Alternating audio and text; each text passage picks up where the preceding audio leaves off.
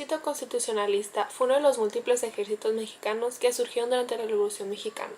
Este ejército fue liderado por Venustiano Carranza y formado en 1913 con la intención de mantener el orden constitucional del país y de derrocar el gobierno federal del entonces presidente Victoriano Huerta.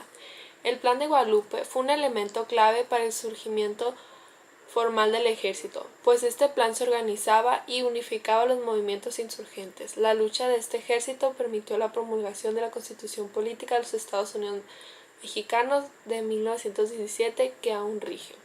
El Plan de Guadalupe fue firmado en la hacienda de Guadalupe en Ramos Arizpe, en el estado mexicano de Coahuila, el 26 de marzo de 1913 por Venustiano Carranza.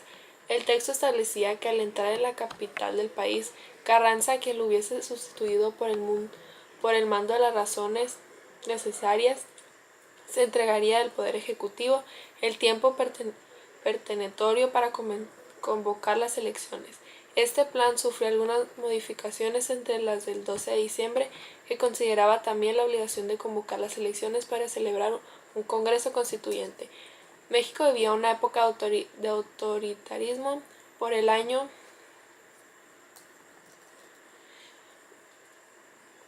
puño de Porfirio Díaz, quien ya llevaba casi 3 décadas como líder político del país.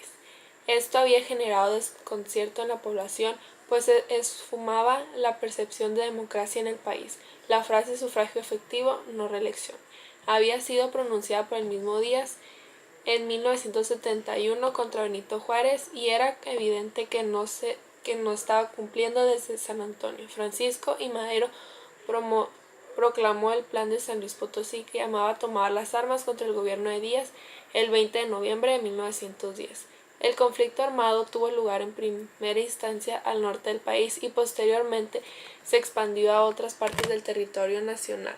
Una vez que los sublevados ocuparon la ciudad de Juárez, Chihuahua, Porfirio Díaz presentó una renuncia y se exilió en Francia. El Plan de San Luis Potosí fue promulgado el 8 de agosto de 1909 por el líder del Movimiento Revolucionario Mexicano y candidato presidencial del Partido Nacional Antireeleccionista, Francisco I. Madero. Este manifestó convocando a levantarse en armas el 20 de noviembre de 1920 para llevar a cabo el derrocamiento del porfiriato, el establecimiento de elecciones libres y democráticas. Así también se comprometía a restituir a los campesinos las tierras que les habían sido arrebatadas por los hacendados.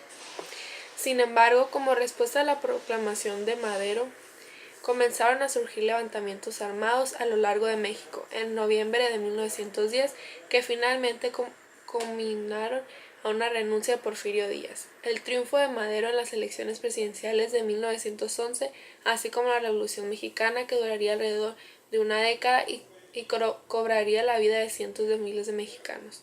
Una vez establecido el ejército revolucionario, formalmente se estableció que la fórmula Obregón, División Noroeste, Villa González, División Noroeste, significaría la victoria militar. Se comenzaron a librar batallas contra el ejército federal en cada estado y regiones de la República Mexicana, siendo la División del Norte, comandada por Francisco Villa, la división más grande y poderosa del ejército revolucionario.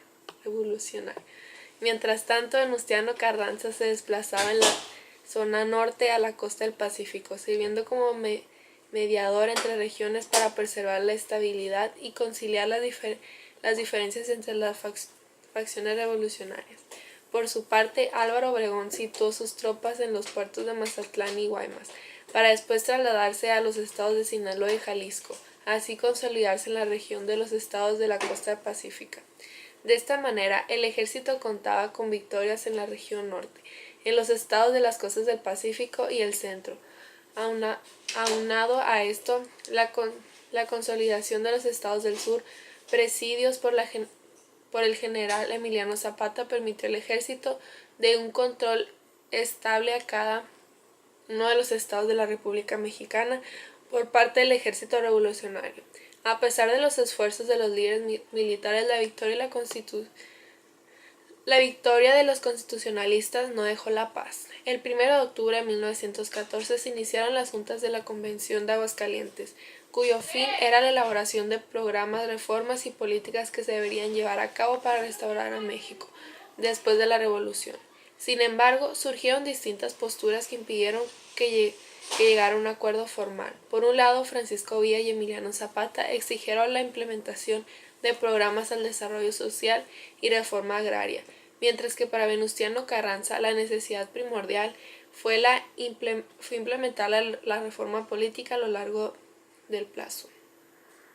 Este trajo consecuencias negativas, puesto que el debate se empobreció y a los acuerdos quedaron pendientes, dejaron claras las divisiones entre las facciones.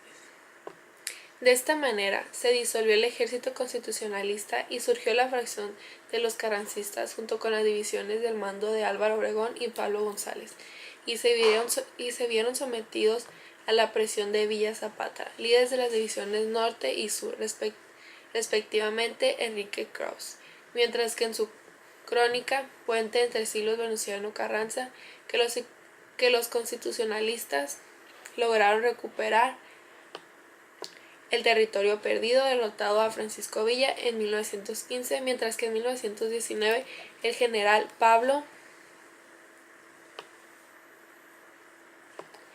González es ordenado a migrar las guerrillas sureñas comandadas por Emiliano Zapata.